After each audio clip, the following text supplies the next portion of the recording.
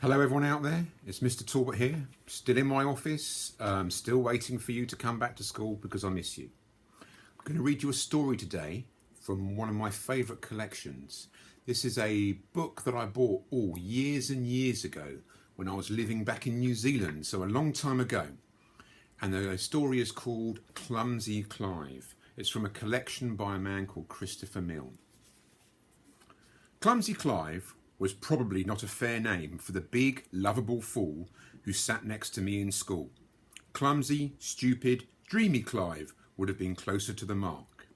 He would come to school with his hair sticking up, laces undone, socks that didn't match, and jumper inside out, shorts when it was cold, and long trousers when it was hot, and his underpants on back to front, which was just as well, because sometimes he'd wear the same ones for 5 days in a row.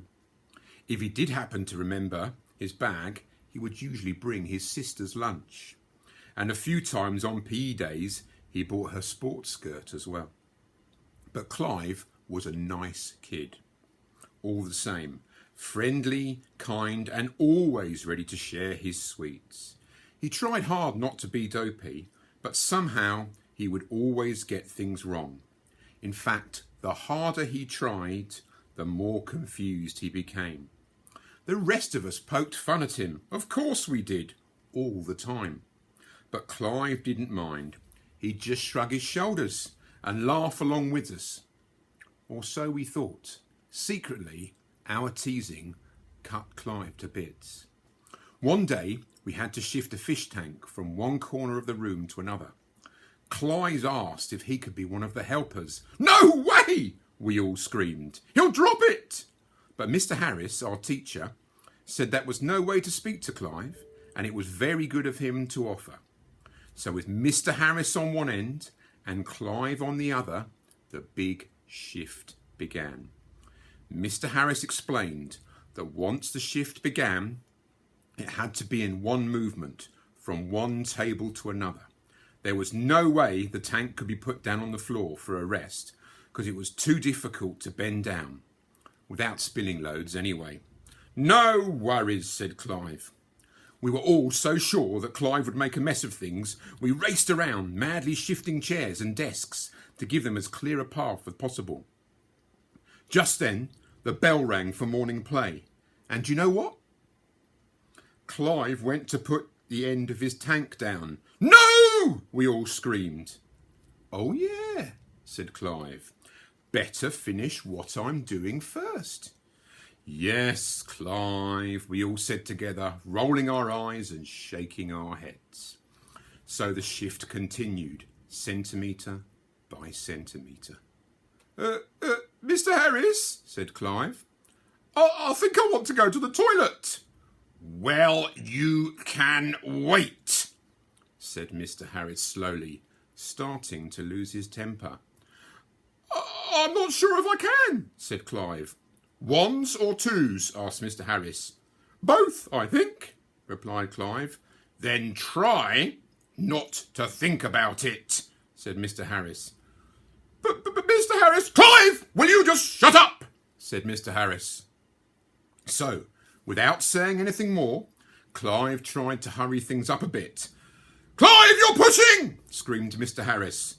"No, I'm not," said Clive.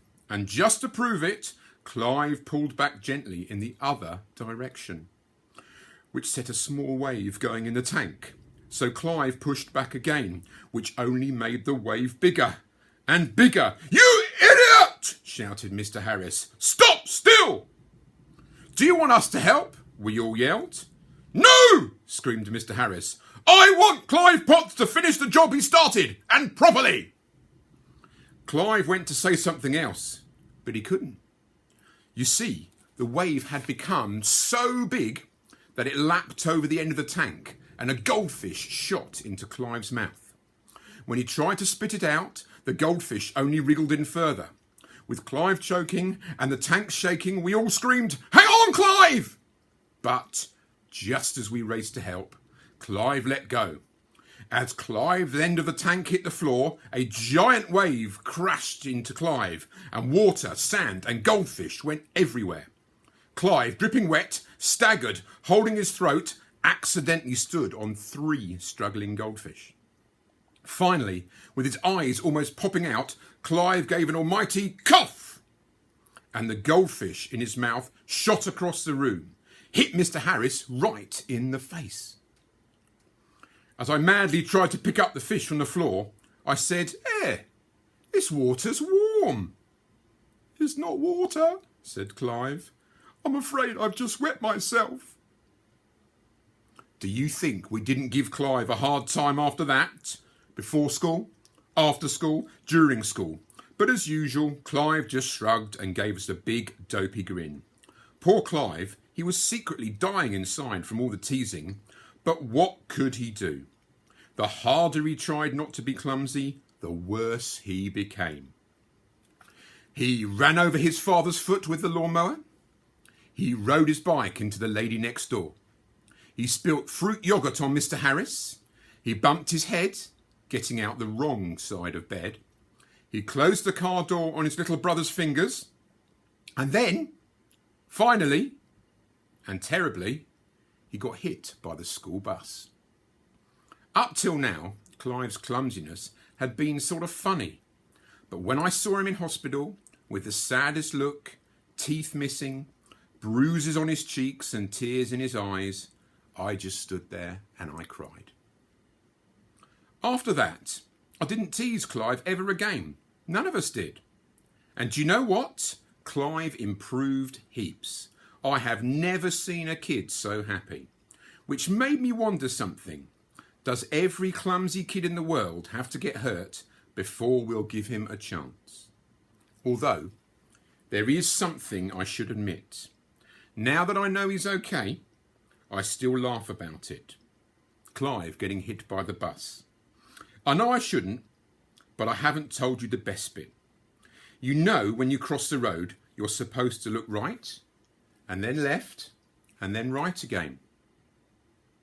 Stupid fart Clive got mixed up and looked right, then he looked right, and then he looked right again, and then he walked. Clive, bus, boom. The end. I hope you enjoyed my story. Valuable lesson to you all. Goodbye.